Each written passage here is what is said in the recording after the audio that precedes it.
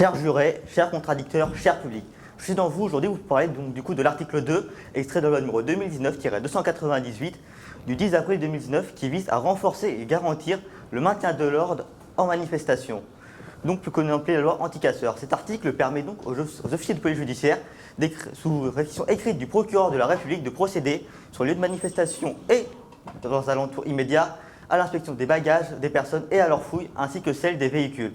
Donc du coup la visite des véhicules. Cela amène donc plusieurs questions. Comment peut-on légalement définir les abords immédiats de la manifestation? Et que se passe-t-il dans les manifestations qui ne sont pas déclarées, ce qui est beaucoup plus trop fréquent actuellement que les gilets jaunes? Et du coup, quelle zone va-t-on prendre?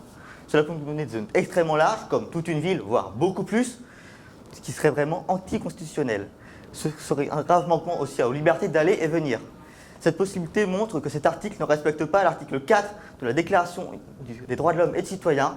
La tenue de manifestation n'est pas un argument valable au non-respect de l'article 2 de cette même déclaration. Pour vous faire comprendre cela, je vais vous dire une histoire qui pourrait être vraie. C'est l'histoire d'un jeune Christophe qui, en regardant la météo, un beau samedi, a décidé d'aller se promener et jouer à la pétanque au parc tout proche du centre-ville. Mais en arrivant au parc, il se fit contrôler par la police. Et la police, en ouvrant son sac, tomba sur des boules de pétanque et lui demanda naturellement ce qu'il faisait avec des boules de pétanque en allant en manifestation. Le jeune Christophe, étonné, dit qu'il n'allait pas en manifestation mais juste jouer à la pétanque. Mais le problème, c'est qu'il n'avait aucune preuve qu'il n'allait pas en manifestation. Donc du coup, les policiers l'arrêtèrent et l'emmenèrent en garde à vue. Donc à la fin de cela, le jeune Christophe passa sa journée au poste, ne fit pas jouer à la pétanque et au final racheter des boules de pétanque.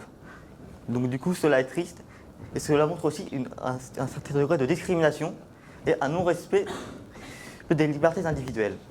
Et en plus de cela, cet article s'attaque donc aussi à la présomption d'innocence, comme le montre la Convention européenne des droits de l'homme de 1950 à l'alinéa 2 de l'article 6.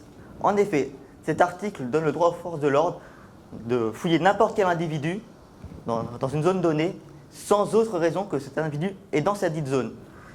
Donc du coup, tout individu dans son petit périmètre devient suspect jusqu'à preuve du contraire, ce qui est contraire à l'article 7 de la Déclaration universelle des droits de l'homme, qui dispose que tous sont égaux devant la loi, sans distinction et égale protection à la loi.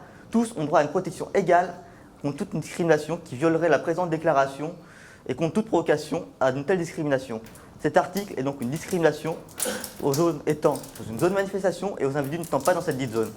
Pour finir, je citerai un député de La République En Marche, donc le groupe parlementaire du président de la République, qui disait sur cette loi: on met le doigt sur un engrenage qui va nous éloigner des principes fondamentaux, des libertés individuelles. Et en plus de cela, cette loi est discriminante, liberticide, et elle ne respecte pas les principes de notre 5e République. Merci. Mesdames, Messieurs, membres du jury, cher public, nous avons l'ordre public qui nous garantit la sécurité, la salubrité, la paix publique, la moralité publique et la dignité humaine. Elle est évolutive dans le temps. Elle est complétée par la jurisprudence du Conseil constitutionnel. Cet ordre public nous garantit des droits et des libertés qui sont inscrits dans la Déclaration des droits de l'homme et du citoyen de 1789. Elle est du ressort de la police administrative. On pourrait penser que cette loi est nouvelle, mais pas du tout. Elle est apparue en 1970 sous la présidence de M. Pompidou, puis abrogée. Réapparue en 2005 avec les nombreux mouvements sociaux, puis en 2018 avec les mouvements des Gilets jaunes. Cette loi est composée de 10 articles, dont l'article 2, qui dispose que les forces de l'ordre ont l'autorisation de l'inspection et des fouilles des bagages, des individus et des véhicules qui sont présents sur la voie publique ou sur des lieux accessibles au public. Nous avons déjà connu ce principe avec l'article 78-2 du Code de procédure pénale, qui nous indique que nous recherchions des armes de catégorie A ou B, et maintenant nous nous sommes évolués en recherchant des armes par destination. Cela permet d'éviter l'accès aux personnes armées à ces manifestations, qui pourraient atteindre gravement à l'ordre public, mais aussi à la sécurité d'autres manifestants. Comme nous dit la garde des Sceaux, la liberté est un droit fondamental, la liberté de manifester est un droit fondamental, mais elle doit concilier avec la sécurité. Pendant cette manifestation des Gilets jaunes, nous constatons des conséquences économiques, physiques, mais aussi matérielles. Par exemple, nous pouvons prendre l'exemple avec le tabac loto à Avignon, d'un couple qui a été détruit 3 fois. 3 fois. ce qui implique des milliers d'euros de réparation. Pensez-vous normal que ces pauvres personnes subissent ces sévices causés par des individus qui ne sont là que pour régner le chaos? Mais ce n'est pas tout. 80 commerces à Paris ont été détruits, seulement à Paris. 10 000 sinistres déclarés en France, ce qui élève la facture de l'État à plus de 200 millions d'euros. 200 millions. Ne pensez-vous pas que l'État a d'autres priorités? On peut faire beaucoup avec 200 millions. Mais on distingue aussi des problèmes économiques avec la SNCF, qui a perdu plus de 10 millions d'euros de chiffre d'affaires avec ses trains bloqués. Le Conseil national des centres commerciaux, qui déclare un déficit de 2 milliards d'euros. 2 milliards en 5 week-ends. C'est phénoménal. Malheureusement, il y a aussi eu des dégradations de monuments historiques, comme l'Arc de Triomphe, qui a été vandalisé avec des graffitis. Mais aussi la statue du départ des volontaires de 1792, dont la Marianne représente une valeur républicaine. C'est donc un non-respect à nos valeurs que nous avons acquises. Cet Arc de Triomphe a survécu à toutes les guerres que nous avons connues dans l'histoire. Et la maquette aussi, de 1938. Mais elle n'a pas survécu à l'attaque des Gilets jaunes. Personnellement, je ne me sentais pas en sécurité en sortant dans la rue. Je ne voulais pas finir comme mon oncle, qui a fini à l'hôpital avec de nombreuses blessures. Quand on entend le bilan, 12 morts, 2000 blessés, cela fait peur. Mais surtout, ce qui fait peur, c'est les blessures, le crâne fracturé, les pertes de membres. Comment pouvons-nous en arriver là en 2019? Le ministère de l'Intérieur nous dit « La loi n'interdit pas la liberté de manifester, elle interdit à des personnes qui sont principalement 150 à 200 brutes épaisses de tout casser, mais aussi de protéger nos libertés essentielles de notre territoire. » Merci.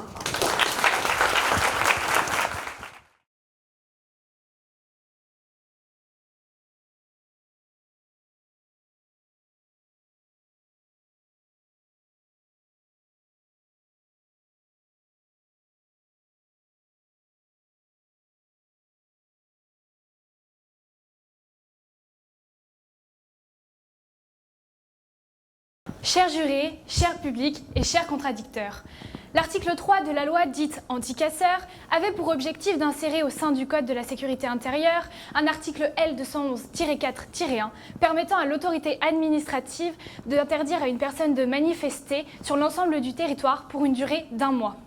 J'aimerais vous souligner que cet article devait permettre au préfet, qui est une autorité administrative non indépendante, le droit de restreindre de manière préventive le droit de manifester sans qu'aucun acte répréhensible n'ait été commis.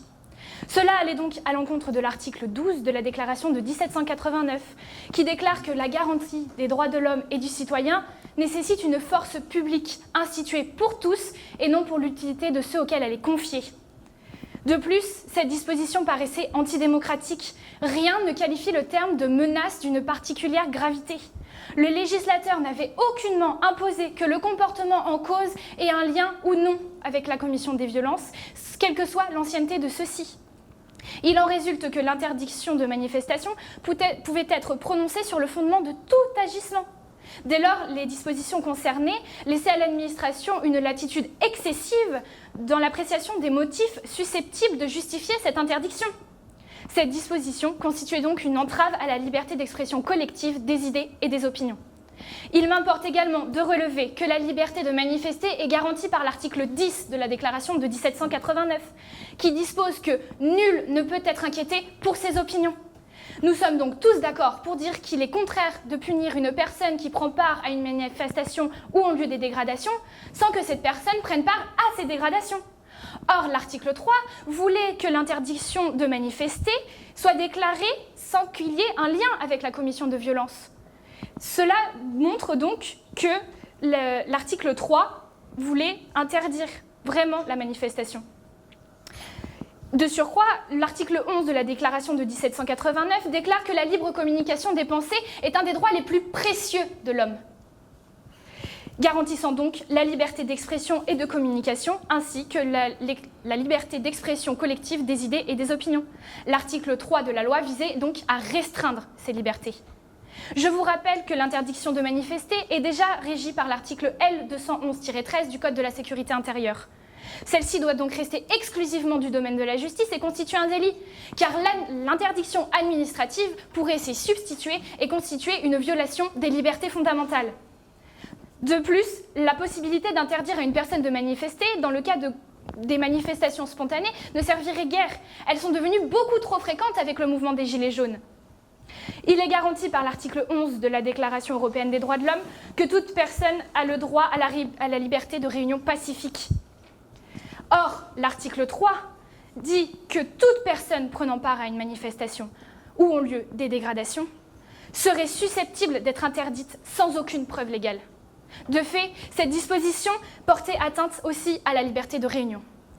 Je terminerai ma plaidoirie en m'appuyant sur l'article 66 de notre Constitution qui indique que nul ne peut être arbitrairement détenu. L'autorité judiciaire est la gardienne de la liberté individuelle.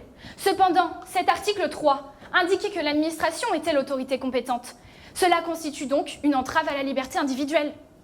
Ainsi, comme l'a précisé le Conseil constitutionnel dans sa déclaration numéro 2019-780-DC du 4 avril 2019, compte tenu de la portée de l'interdiction, des motifs susceptibles de la justifier et des conditions de sa constatation, le législateur a porté au droit d'expression collective des idées et des opinions une atteinte qui n'est ni adaptée, ni proportionnelle et ni nécessaire.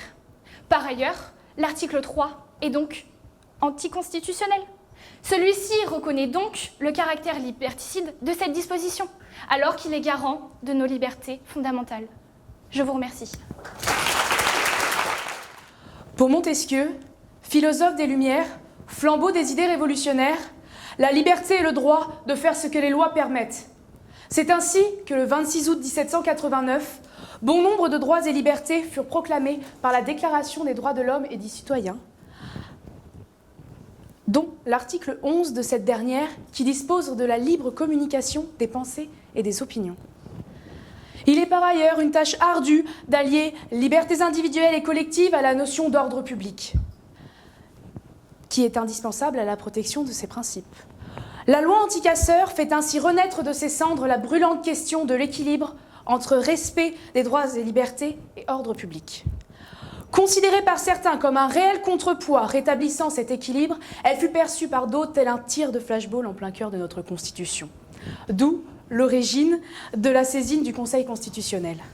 Pourtant, dans leur décision du 4 avril 2019, les 9 sages du 2 rue Montpensier ont déclaré conforme à la Constitution la loi anti-casseurs, à l'exception ici de l'article 3. Dans la même veine que l'article 2, qui comme cela le fut évoqué précédemment, est relatif à l'inspection visuelle des bagages ainsi qu'à la fouille des personnes et des véhicules, l'article 3 disposait, et je cite, que les préfets par le biais d'un arrêté motivé pouvaient interdire à un individu constituant une menace d'une particulière gravité pour l'ordre public de participer à une manifestation. Par ailleurs, il est nécessaire d'expliquer les raisons de cette censure, car ce n'est pas le fondement même de cet article qui fut remis en cause, non, ni même les peines potentiellement encourues par les personnes ne respectant pas cette interdiction temporaire, mais les modalités d'application accordées aux préfets, considérées peu explicites par le Conseil, leur laissant de ce fait une réserve d'interprétation trop importante. De plus, il semble nécessaire de faire un lien avec l'article 211-4 du Code de sécurité intérieure qui permet à l'autorité investie des pouvoirs de police d'intervenir lorsqu'une manifestation lui semble de nature à troubler l'ordre public. Il y a donc de fortes similitudes entre ces deux articles. La différence résulte du type de liberté. L'une est individuelle, l'autre collective. Alors que cela signifie-t-il ? Les libertés individuelles seraient-elles plus importantes que les libertés collectives ? Peut-être. Interdire exceptionnellement l'accès à une manifestation à un individu ayant troublé l'ordre public de manière récurrente lors de précédentes manifestations ne serait-il pas plus en accord avec le respect du droit de tout à chacun de se rassembler pour exprimer des revendications communes ? Sous-entendu, sans que cela ne soit parasité par des usurpateurs d'idéologie dont le seul but est de détériorer, de casser ou même de voler. Pour Karl Marx, une idée devient une force lorsqu'elle peut s'emparer des masses. Nous pouvons ainsi dire des casseurs qu'ils deviennent forts lorsqu'ils peuvent se fondre dans la masse. Faut-il laisser les choses continuer ainsi ? Car il est fort de constater que les modes de manifestation évoluent vers une violence croissante. C'est indéniable. À titre d'exemple, le 18 mars 2019, la Fédération française des assurances a déclaré les dégâts occasionnés par les manifestations des Gilets jaunes à plus de 170 millions d'euros. Il ne faut pas oublier que cette loi n'est pas une simple réponse aux nombreux débordements commis par les manifestations des Gilets jaunes, mais bien à cette violence évoluant dans les rues au fil des années. De plus, cette loi est naquie le 17 octobre 2018 au sein d'une commission sénatoriale, soit un mois avant les premiers blocages organisés par les mouvements. J'aimerais de ce fait conclure avec une phrase de Léon Blum qui affirme que toute classe dominante qui ne peut maintenir sa cohésion qu'à condition de ne pas agir, qui ne peut durer qu'à condition de ne pas changer, est condamnée à disparaître.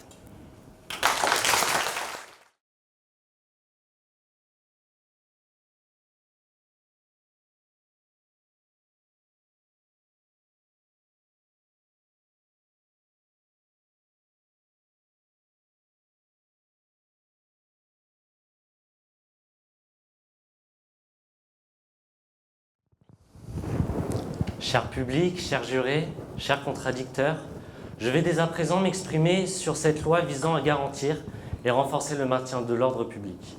Imaginez-vous, imaginez-moi, il est samedi, il ne fait pas très beau, et mon enfant, appelons-le Emmanuel, mon petit Madu me dit vouloir aller au centre aéré pour pouvoir voir l'une de ses animatrices préférées, une certaine Brigitte. Bien entendu, vous aurez remarqué le pur hasard en termes de choix de prénom. Nous sortîmes alors de mon humble demeure et arrivés à l'intersection d'une ruelle, j'eusse entendu certaines personnes crier, vociférer, blâmer des slogans tels que « Macron, démission !»« Tout est bon dans le Macron !» ou encore « Eh Manu, tu descends ?» Auteur à l'origine de ce slogan inconnu. La police, après plusieurs sommations, décide alors de lancer des grenades lacrymogènes et de désencerclement. Je sens alors mes yeux me piquer, mon nez me piquer, et m'apprête à protéger mon visage et celui du petit Manu. Et là, non, je risque d'écoper d'1 an d'emprisonnement et de 15 000 € d'amende. Car en effet, l'article 6 de cette loi insère dans le code pénal un article 431-9-1 qui punit d'1 an d'emprisonnement et de 15 000 € d'amende le fait pour une personne au sein ou aux abords immédiats d'une manifestation sur la voie publique, au cours ou à l'issue de laquelle des troubles à l'ordre public sont commis ou risquent d'être commis, de dissimuler volontairement tout ou partie de son visage, sans motif légitime. Cet article présente une réelle imprécision des éléments constitutifs de cette infraction, dont il résulterait une méconnaissance du principe de l'égalité des délits et des peines, ce qui signifie qu'un individu ne peut être condamné qu'en vertu d'un texte précis et clair. Le Conseil constitutionnel, qui a déclaré cet article conforme à la Constitution, dit avoir visé la circonstance dans laquelle une personne entend empêcher son identification par l'occultation de certaines parties de son visage et qui ne s'est donc pas fondée sur une notion imprécise. Mais en revanche, qui fera le distinguo dans une manifestation entre un casseur portant un masque à gaz et un manifestant pacifique portant un masque à gaz ? Quand je vois que certains d'entre vous ne savent pas faire la différence entre une chocolatine et un misérable pain au chocolat. De plus, il n'est pas exigé que la personne qui dissimule son visage participe au trouble à l'ordre public. En tant que passant ou manifestant pacifique, je n'ai donc pas le droit de protéger mon visage. Protéger mon visage, par exemple, des glyph-4. Lacrymogène fort, qui, je le rappelle, contient 20 grammes de TNT, explosif fort, et qui plus est, ont été reconnus comme armes pouvant blesser mortellement par l'inspection générale de la police nationale et de la gendarmerie nationale. De plus, l'infraction méconnaît également le principe de proportionnalité des délits et des peines, article 49 de la Charte des droits fondamentaux de l'Union européenne, qui édicte que l'intensité des peines ne doit pas être disproportionnée par rapport à l'infraction. En revanche, une personne conduisant sans permis écopera également de 15 000 € d'amende et d'1 an d'emprisonnement. Une personne mettant en danger la vie des autres est donc condamnée à la même peine qu'une personne se protégeant des forces de l'ordre, qui, je le rappelle, sont censées être là pour protéger les citoyens. De nombreuses libertés sont menacées par l'application de cette loi anti-casseurs. Certes, l'article 6 n'interdit pas de manifester, mais en revanche, il incite à ne pas manifester. Il intimide les manifestants pacifiques à aller manifester. Comme l'a exprimé Mitterrand lors de la première proposition de la loi anti-casseurs. En 1970, ce ne sont pas des textes de justice, mais des textes de police. Cet article va donc à l'encontre de nombreuses libertés, dont je ne vais pas m'amuser à toutes vous les énoncer, ceci risquerait d'être aussi long et ennuyant qu'une séance de télé de Monsieur Enoch. Je citerai seulement 3 libertés menacées par cet article. La liberté de réunion, article 11 de la CEDH, la liberté de pensée, article 9 de la CEDH, le principe de proportionnalité et de nécessité des peines, article 49 de la Charte des droits fondamentaux de l'Union européenne. Être favorable à l'ordre public, c'est bien, mais quand celui-ci respecte les droits fondamentaux de l'homme, c'est mieux. Connaissez-vous le film The Mask avec Jim Carrey? Le personnage incarné par l'acteur a découvert un masque qui lui permettait de réaliser des choses extraordinaires. Que fait-on avec un masque?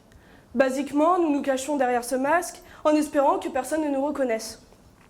Le risque est que le port permanent de ce masque le rende de plus en plus difficile à enlever. On y retrouve la notion de persona, qui désignait le masque que portaient des acteurs de théâtre.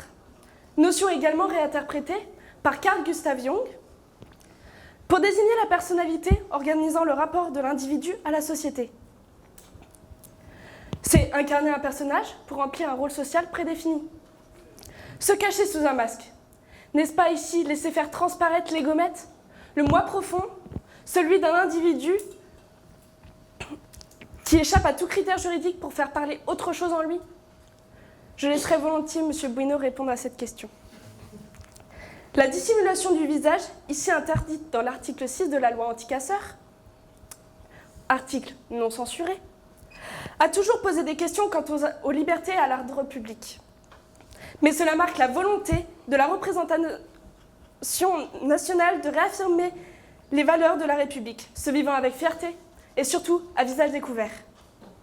Parce qu'elle est fondée sur le rassemblement autour de valeurs communes, cela place les personnes concernées dans une situation incompatible avec les libertés qu'elle garantit. Évident, la dissimulation du visage n'est pas adaptée à des personnes qui disent défendre des libertés. Ça me paraît paradoxal. Cela ne peut concerner que les casseurs. La loi du 11 octobre 2010 interdisait déjà la dissimulation du visage dans l'espace public, même si elle s'inscrivait dans un contexte sociopolitique où la laïcité et la sécurité posaient question. Mais quelle est la différence entre une burqa et une cagoule? Traitée, la question religieuse n'a ici qu'un rôle minime. Car cette loi revendique la nécessité de découvrir son visage dans les lieux publics pour des raisons d'ordre public et de respect des exigences minimales de la vie en société. 69 condamnations en 2011, 620 condamnations en 2015. Une augmentation, oui.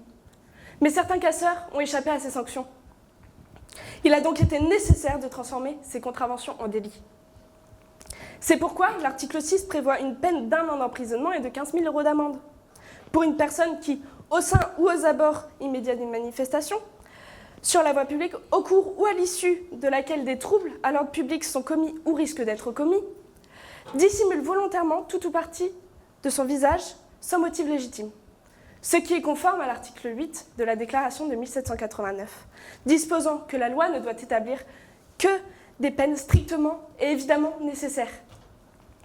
Cet article avait été contesté devant le Conseil constitutionnel par des parlementaires, dénonçant l'imprécision des éléments constitutifs de cette infraction. Mais la circonstance pour laquelle une personne entend empêcher son identification a-t-elle été visée? Non. En visant les manifestations au cours ou à l'issue desquelles des troubles de l'ordre public sont commis, une période est définie, soit dès le rassemblement des participants à la manifestation jusqu'à leur dispersion. Vous serez d'accord qu'il ne s'est ainsi pas basé sur une notion imprécise. Enfin, la dissimulation du visage obéit à un motif légitime, notion ajoutée lors de la seconde lecture. On peut insister sur ce caractère même de casseur, car en écartant ce dispositif du champ de la répression, le législateur a retenu une notion qui ne présente pas de caractère équivoque. Des personnes, comme on peut le voir couramment, se protégeant contre des gaz quelconques, ne peuvent donc pas faire l'objet de ce délit. Pour moi, cet article ne peut être que conforme à la Constitution et aux libertés fondamentales qu'elle garantit. C'est un principe d'adéquation des moyens à un but recherché. C'est apporter une limite dans des cadres bien précis, mais dans un but de préservation de l'ordre public. Et puis, comme dirait Monsieur Pierre Charon, au XVIe siècle, se cacher sous un masque et n'oser se faire voir tel que l'on est, c'est être quoi ?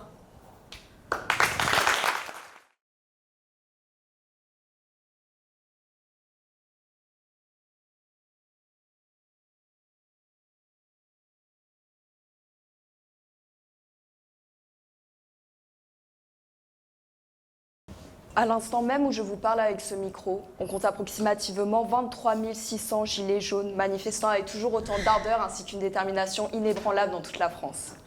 Des milliers de gilets jaunes mobilisés et dorénavant plus de la moitié des Français qui clairement n'arrivent plus à les supporter et qui se demandent chaque jour, non pas comment régler ce problème, mais quand est-ce que je pourrai enfin avoir un samedi tranquille. C'est une idée un peu trop générale, vous me le concevrez. Après tout, 49% des Français soutiennent encore ce mouvement interminable. Je me demande d'ailleurs qui ça peut bien être. Mais vous voyez, chers membres du jury, chers auditoires et chers contradicteurs, ne pas les aimer est une chose, les dissuader de manifester en est une autre. La liberté d'expression est en soi un droit fondamental garanti par l'article 11 de la Déclaration des droits de l'homme et du citoyen et par notre Constitution elle-même. Alors pourquoi sommes-nous face à une telle loi qui bafoue notre démocratie ? L'article 8 de la loi dite anti-casseurs dispose aux personnes placées sous contrôle judiciaire de ne pas participer à des manifestations sur la voie publique dans des lieux déterminés par le juge d'instruction ou le juge des libertés et de la détention. Même les détenus ont des droits, tels que le droit de se marier, article 12 de la Convention européenne des droits de l'homme. Et pourtant, les personnes placées sous contrôle judiciaire ont a priori moins de liberté que ceux déjà condamnés. Et pour cause, puisque ces personnes-là sont toujours présumées innocentes jusqu'à preuve du contraire, article 9 de la Déclaration de 1789. Est-ce normal alors de laisser le droit à un juge de décider du lieu où cette personne peut ou ne peut pas manifester alors que celle-ci peut être détenue à son insu ? Le Conseil constitutionnel a d'ailleurs admis à travers sa jurisprudence la conformité de ces mesures qu'il qualifie lui-même restrictives de liberté, à condition que ces mesures apparaissent nécessaires. Peut-on alors considérer ces mesures comme nécessaires ? Je vous le demande.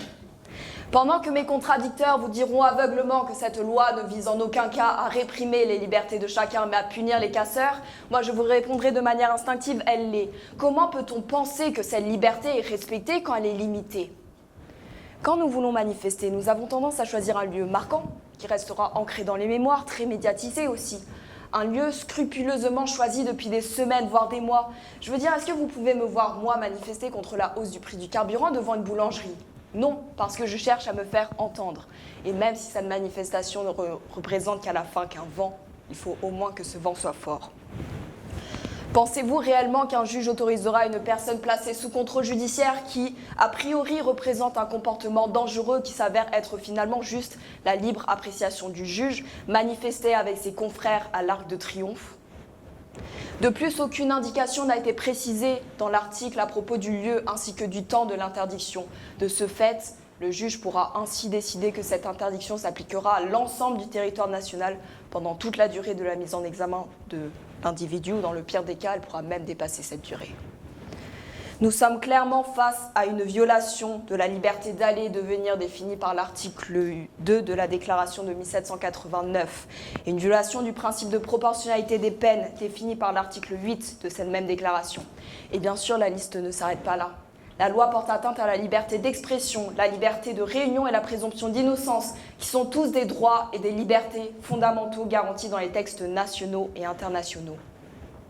C'est une violation des articles 14, 18, 19 et 21 du Pacte international relatif aux droits civils et politiques, des articles 5, 9, 10 et 11 de la Convention européenne des droits de l'homme et enfin une violation des articles 11, 12 et 48 de la Charte des droits fondamentaux de l'Union européenne.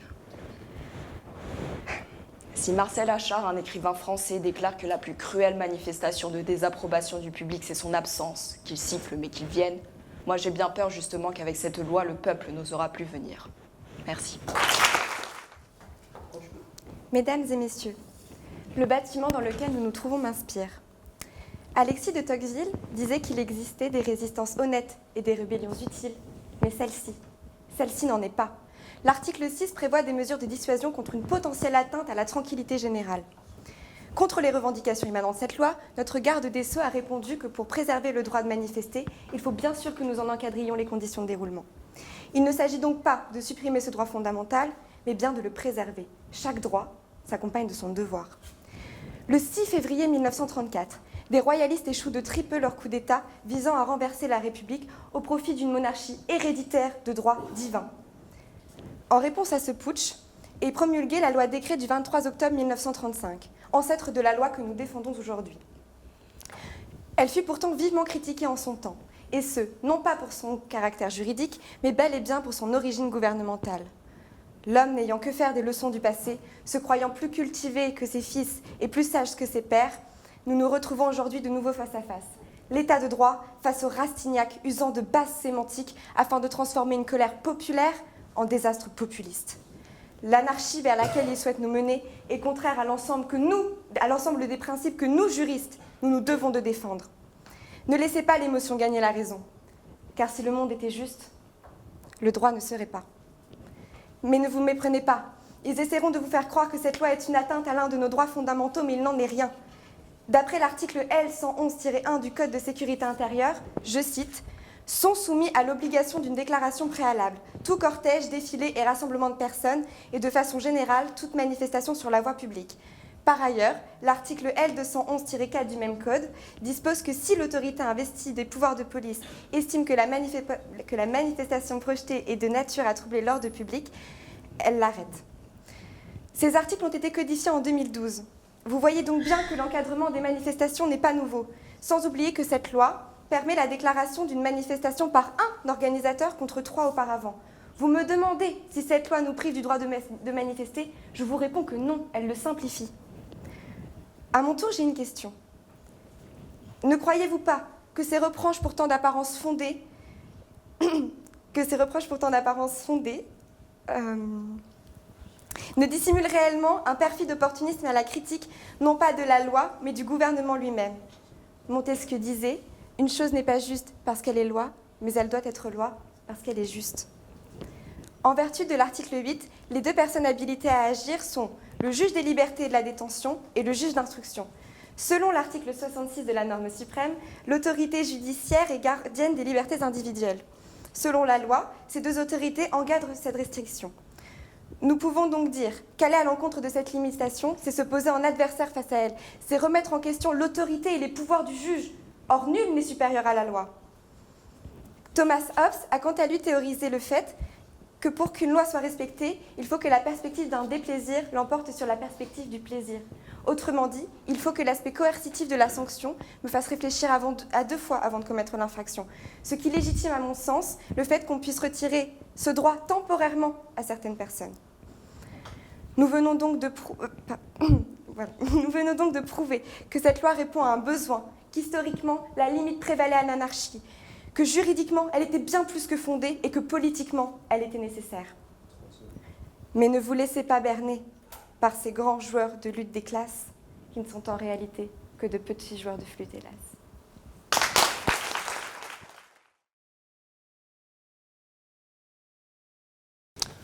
Ne vous inquiétez pas, dès que j'aurai terminé, nous irons enfin manger.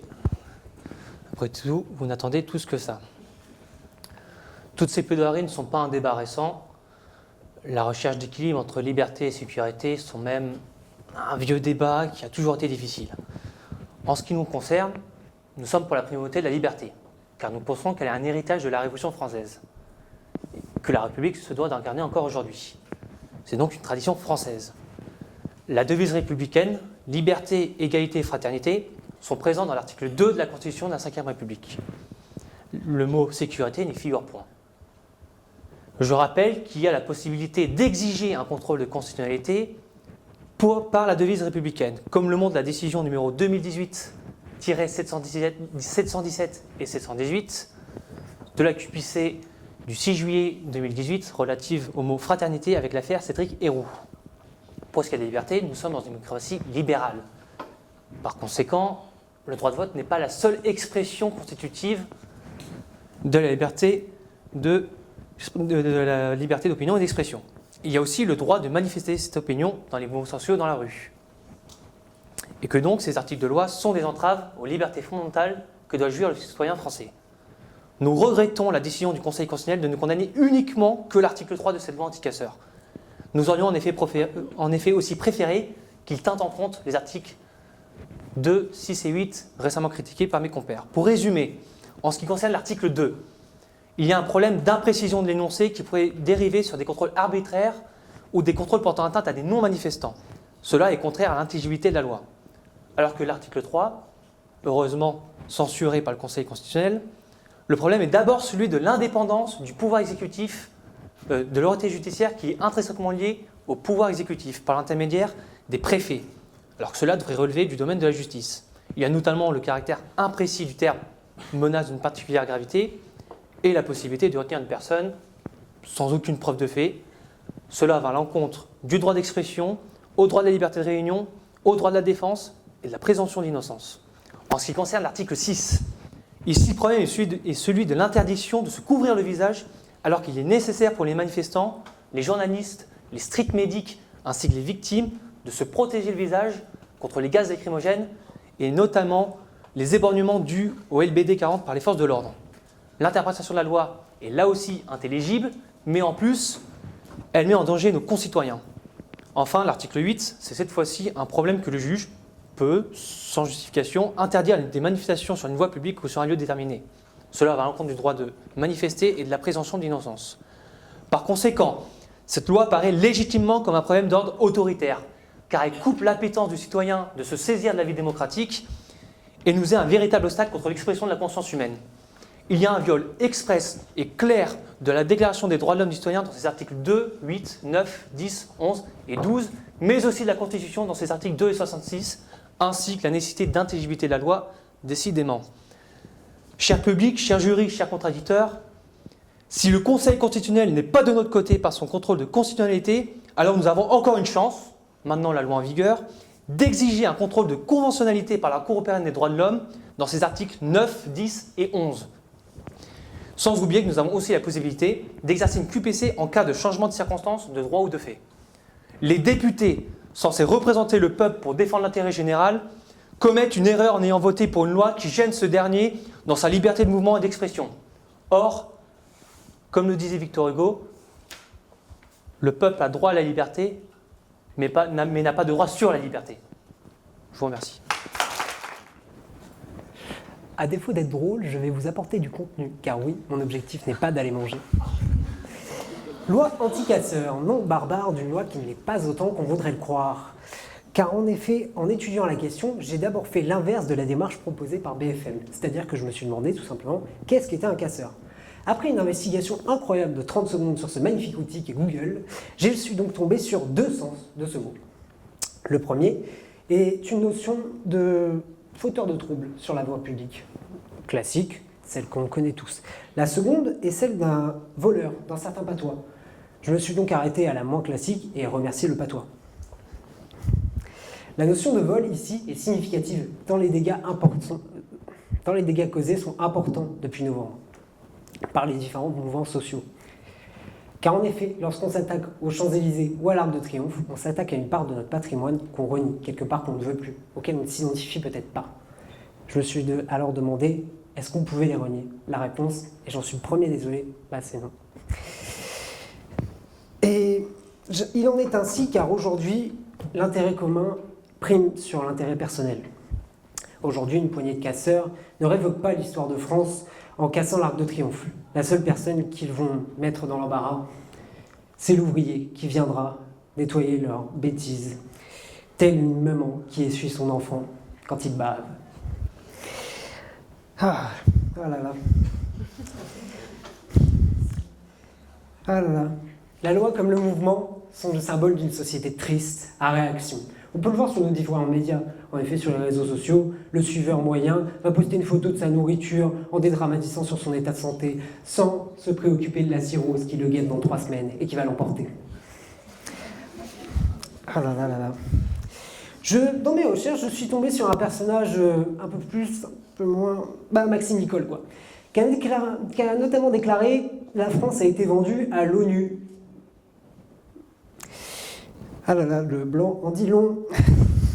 Alors dire que cette phrase est due d'un frustré de l'investissement, je dirais plus qu'elle est le symbole de la France en fin de droit pour violence conjugale et qui obéit au dogme christin boutiniste, car après tout, une bonne sauterie entre cousins, ça n'a jamais fait de mal à personne. Suite à ma découverte du philosophe à la barbe rousse, comme j'aime tendrement l'appeler, oui, le mouvement peut être légitime à bien des aspects. En effet, on ne taxe pas les bonnes personnes. Néanmoins, les extrémistes n'ont jamais eu raison. On peut voir que dans les révolutions modernes, après mai 68, sous les pavés et la plage, les jeunes voulaient Giscard à la barre. Donc on peut émettre des doutes sur la postérité de cette soi-disant révolution. En effet, il suffit d'aller un an en arrière pour voir que des jeunes ont fermé un McDonald's, lieu préféré de leur approvisionnement, et ont subi une répression policière qu'on a su en juillet plus ou moins douteuse. Cette année, l'État préfère une loi anti-casseurs et l'année prochaine, ce sera une caresse derrière les oreilles pour dire « C'est bien mon petit, tu as fait ce qui était demandé ». Je m'égare. Malheureusement, personne ne se résigne après une loi. Sinon, nous serions tous de sueurs tristes et la société ne serait pas ce qu'elle est. Le Pen continue d'être négationniste près de 20 ans après les lois Guesso. Vous voyez bien, on ne change pas. Enfin, ma recherche a dû s'arrêter au moment où je me suis dit qu'au fond, les ennemis ne changeaient pas, ils évoluaient. Et je remercie le grand génie du XXe siècle, M. Pierre Desproges, qui m'a permis d'affirmer que aujourd'hui, l'épicier du 16e a moins peur de M. Rachid Cherkaoui que du casseur du samedi. Les rues de Paris ne sont plus sûres.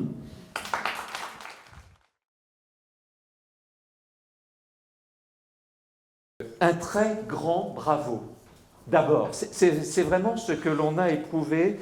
On a été heureusement surpris. On ne s'attendait pas à une si belle prestation, c'est sûr. Et bon, puisque j'ai le privilège de l'âge, ça fait maintenant 42 ans que je fais des cours en première année, donc c'est un public que je connais bien. Vraiment, chapeau. Vous avez fait quelque chose de très très bien. Alors, ce que l'on a beaucoup aimé, c'est le travail que vous avez fourni. D'abord, d'avoir osé faire ça, parce qu'on se souvient tous, même moi, même si c'est très vieux, on se souvient tous ce que c'est d'être en première année, de parler dans un amphi, devant les autres, c'est pas facile. Donc, très bien pour la performance. Très bien aussi pour vos 2 encadrants. Vraiment, vous avez fait un travail, parce qu'on a tous été chargés de TD aussi, on sait ce que c'est, et vraiment, vous avez fait un énorme travail, parce qu'on sent votre patte derrière, on sent que vraiment, vous avez briefé sur certains points.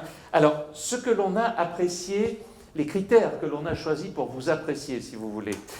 Le fond, la forme, c'est classique, hein, dans une appréciation orale en droit, c'est toujours ça qu'on va choisir. Et puis, globalement, l'impression que donne l'équipe, si vous voulez, la cohésion de l'équipe, sachant que vous avez des rôles qui ne sont pas exactement les mêmes, parce qu'il y en a un qui est plus facile, c'est toujours plus facile de parler pour défendre la liberté que de parler pour défendre la matraque. Bon, ça, on le sait bien, et ça n'est pas évident du tout. Vous avez très bien parlé, les uns et les autres, vous avez investi votre rôle. Ça, pour la plupart d'entre vous. Je ne ferai aucun commentaire, ni nominatif, parce que j'ai oublié vos noms de toute façon. Donc, le risque est évité, ni de façon à ce que vous puissiez vous reconnaître, parce qu'il n'est pas du tout envisageable que vous soyez ni stigmatisé, ni isolé, parce que c'est un très bel exercice de groupe. Et au fond, l'université, c'est ça.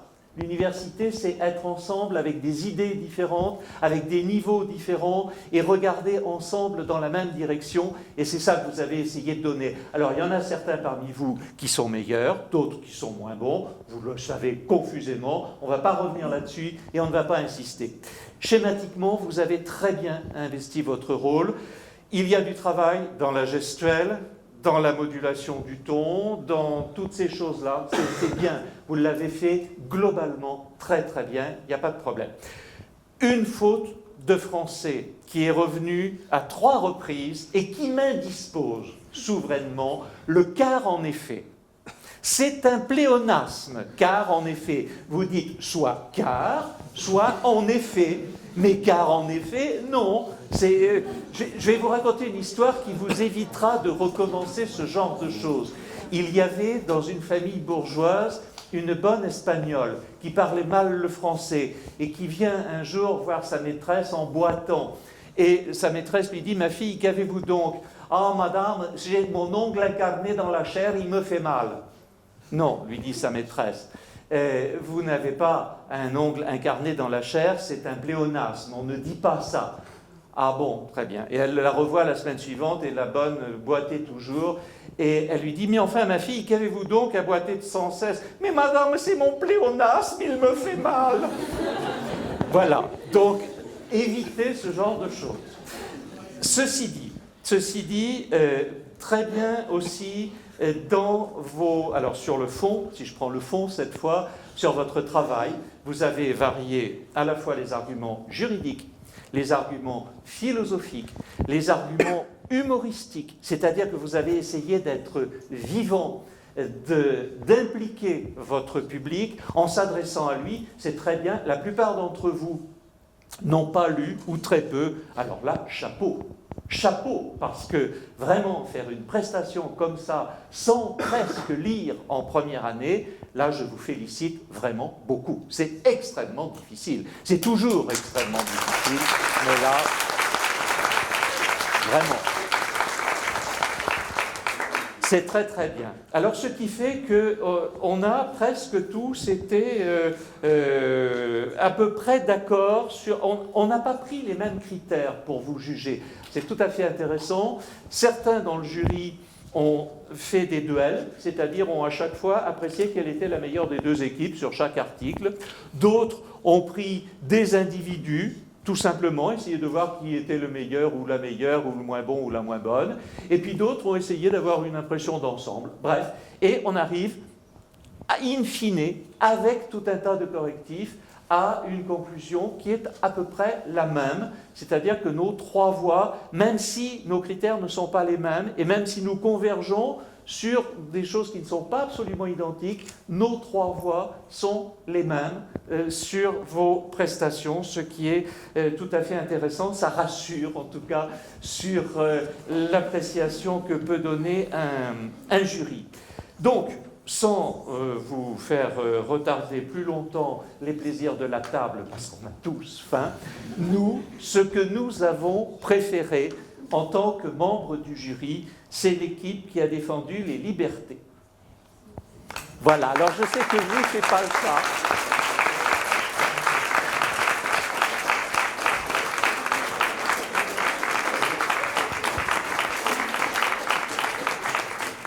On a peut-être été gêné par quelque chose. Alors je vais vous dire maintenant un petit peu les dessous de la chose. On est parti, encore une fois, avec un présupposé. On essaie toujours, quand on est dans un jury, d'être parfaitement objectif.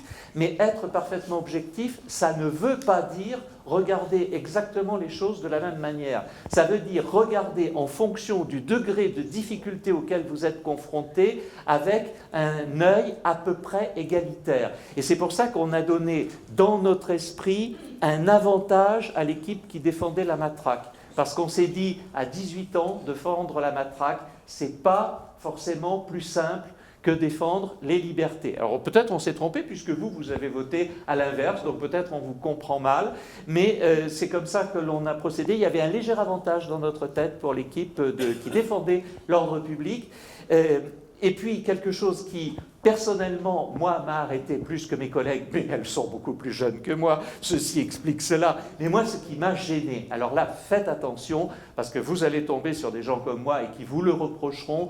Votre génération, et ça dure depuis une petite dizaine d'années maintenant, a tendance à bouffer les mots.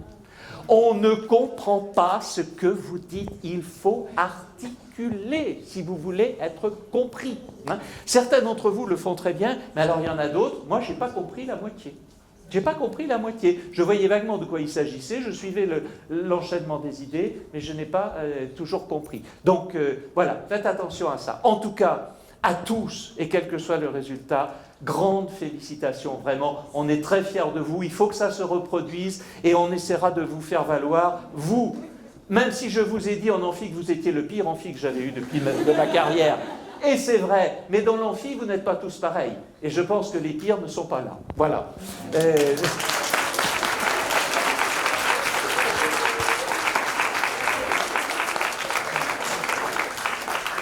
Ça, on est aussi capable de le faire.